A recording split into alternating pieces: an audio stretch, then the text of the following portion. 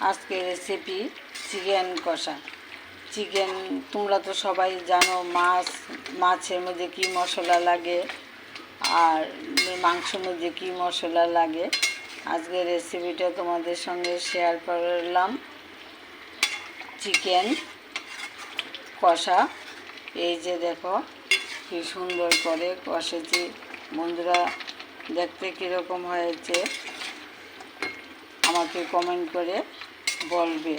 আমি প্রথম থেকে তোমাদের দেখাইনি, কারণ এখন খালি শর্ট ভিডিও, তার জন্য আমি এই রান্নাটা করে আরও জিরা গুঁড়ো, ধনিয়ার গুঁড়ো, লঙ্কা, আদা, রসুন, পেঁয়াজ সব কিছুই আমি দিয়েছি, দিয়ে আমি করেছি। এখন আমি গরম মশলা দেব, দিয়ে নামিয়ে নেব।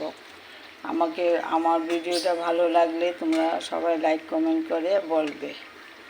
ভালো থাকো, তোমরা সুস্থ থাকো। দেখো আমার চিকেনের রেসিপিটা হয়ে গেছে।